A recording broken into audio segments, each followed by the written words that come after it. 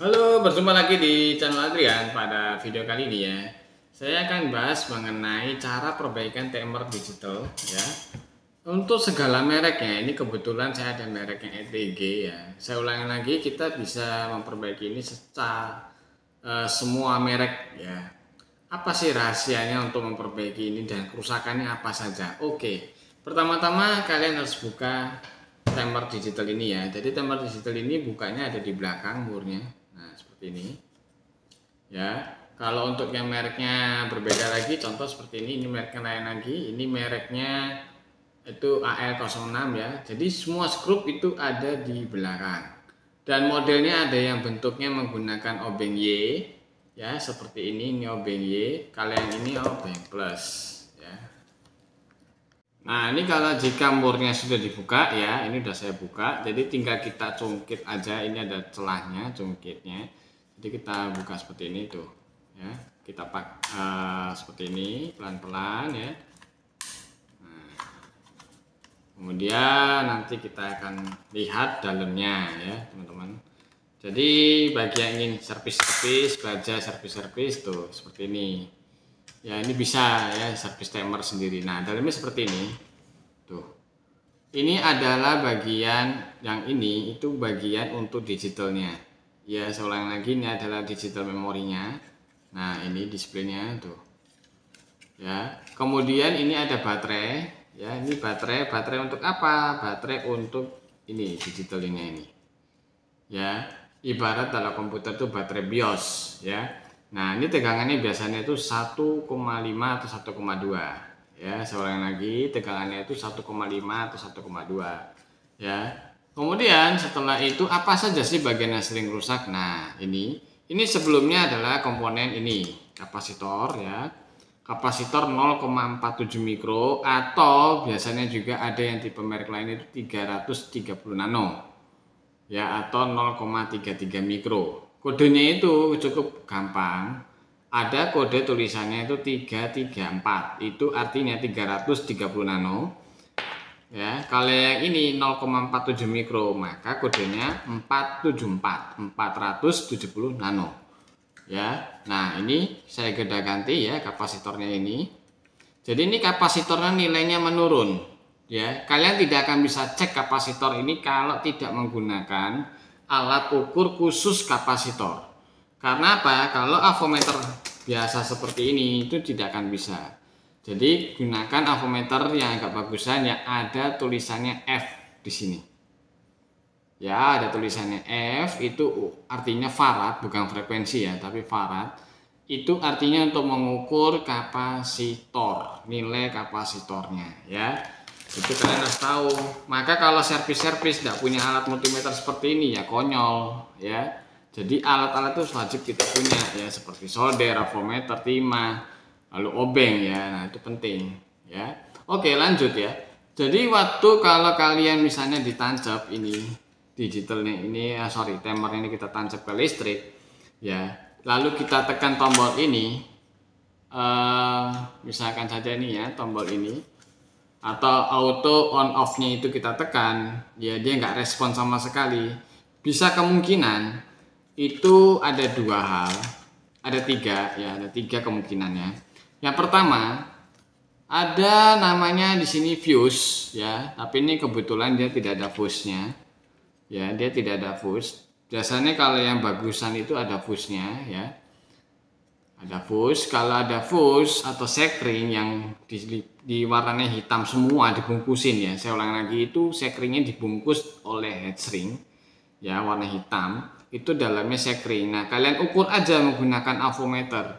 Kalau nyambung biasanya angkanya 0 ya, di hambatan, atau pakai yang bunyi tit. Nah, itu berarti artinya nyambung, nggak putus ya. Kalau nyambung berarti masih bagus itu fuse-nya. Lalu apanya Pak yang nggak bisa? Cek lagi dioda Zener ya. Di sini ada dioda Zener. Nah, ini perhatikan. Dioda Zener ini, diodanya itu berbeda. Kenapa dengan yang lainnya? Karena dioda Zenernya ini wattnya besar, 1 watt ya. Ada yang 2 watt, 1 watt, ada juga yang setengah watt. Jadi tergantung. Kalau biasanya ciri khasnya itu besar. Nah, nilainya berapa?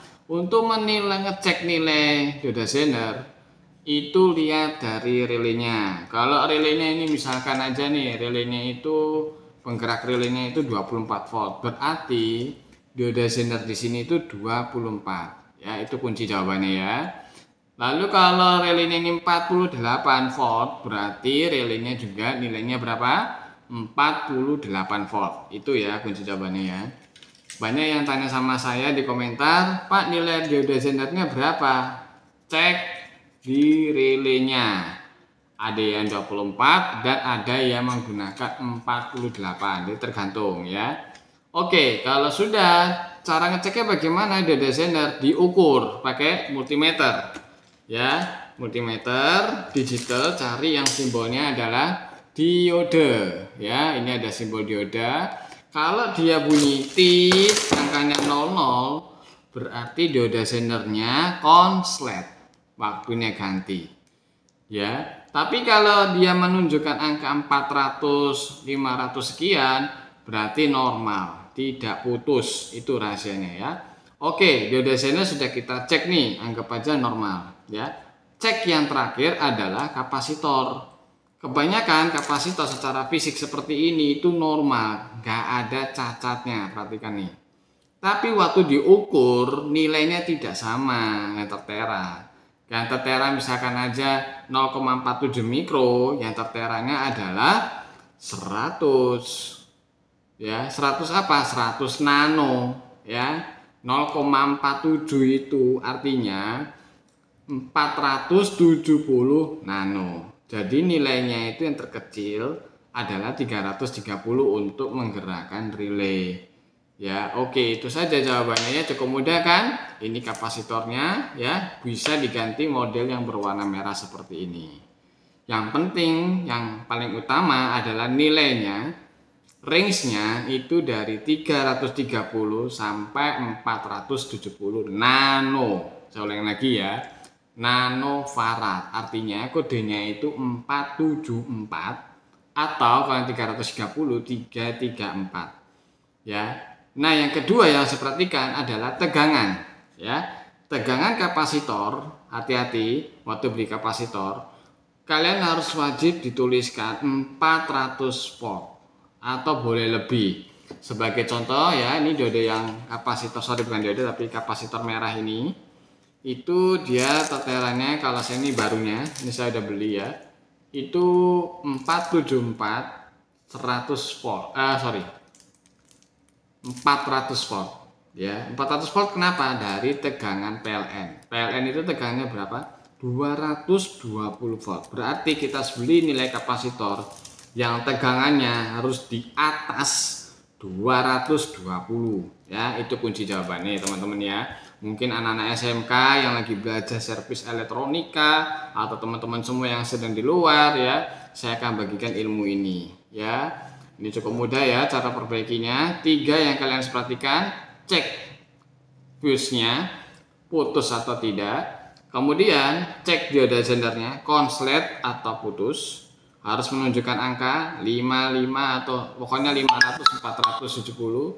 Setelah itu yang berikutnya cek kapasitornya. Nah, hanya cukup itu saja. Ya, semoga dengan cara begitu semuanya normal. Kalau baterainya habis, kalian tidak usah panik karena baterai di sini itu sifatnya dicas waktu saat nancap ke listrik. Ya, oke, sangat cukup mudah bukan? Semoga bisa bermanfaat. Ya, sampai jumpa lagi di channel Adrian di video-video berikutnya. Ya, tentang pembelajaran servis-servis seperti ini. Ya, oke, bye bye, mantap. Ini cara nutupnya, nih gini nih cara nutupnya nih. Ya, ini, nah, ini terus ditutup ini sudah saya perbaiki ini.